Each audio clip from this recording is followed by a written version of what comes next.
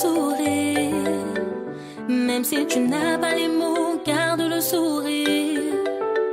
Yahweh là pour te guider, Yahweh là pour t'épauler, Yahweh là pour te sauver, Yahweh.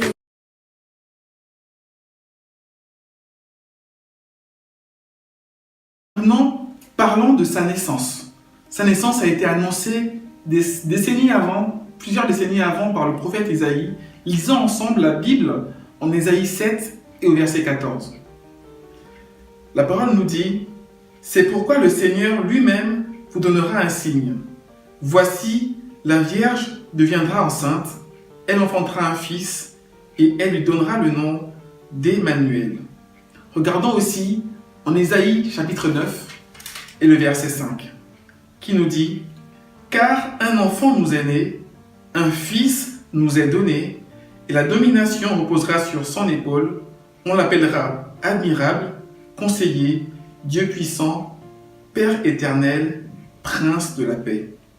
Voilà ce que le prophète Isaïe annonçait pour la naissance de Christ. Et voyons maintenant ensemble ce qui s'est réellement passé en Matthieu. Lisons Matthieu chapitre 1 au verset 18. Voici de quelle manière arriva la naissance de Jésus-Christ. Marie, sa mère, ayant été fiancée à Joseph, se trouva enceinte par la vertu du Saint-Esprit, avant qu'ils aient habité ensemble. Avant qu'ils aient habité ensemble signifie simplement qu'ils n'avaient pas encore eu de relations sexuelles. On peut le voir au verset 19. Joseph, son époux, qui était un homme de bien et qui ne voulait pas la diffamer, se proposa de rompre secrètement avec elle. D'accord? Il voulait rompre avec elle parce qu'il ne l'avait pas encore connue. Ça veut dire dans la Bible qu'ils n'ont pas encore eu de relation sexuelle. Il ne voulait pas la diffamer parce qu'il pensait qu'elle l'avait trompée et qu'elle était enceinte parce qu'elle avait connu un autre homme. Ne voulant pas la diffamer, il voulait rompre avec elle. Donc ce qui avait été annoncé par Ésaïe s'est réellement produit par la suite.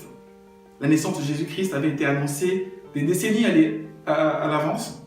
Et ça s'est passé exactement comme ça avait été prévu. La Vierge a été enceinte et Jésus-Christ est né par la vertu du Saint-Esprit. Au verset 20, la Bible nous dit: comme il y pensait de rompre avec sa femme, voici un ange du Seigneur lui est apparu en songe et dit: Joseph, fils de David, ne crains pas de prendre avec toi Marie ta femme, car l'enfant qu'elle a conçu vient du Saint-Esprit. Elle enfantera un fils, verset 21, et tu lui donneras le nom de Jésus. C'est lui qui sauvera son peuple de ses péchés. D'accord? Dans ce passage, on voit déjà ce dont on parlera par la suite, la mission pour laquelle Jésus, Fils de Dieu, Dieu incarné, est venu sur la terre. Il sauvera son peuple de ses péchés. Verset 22, tout cela arriva afin que s'accomplisse ce que le Seigneur avait annoncé par le prophète, donc Isaïe. Voici, la Vierge sera enceinte, elle enfantera un fils, et on lui donnera le nom d'Emmanuel, ce qui signifie Dieu avec nous.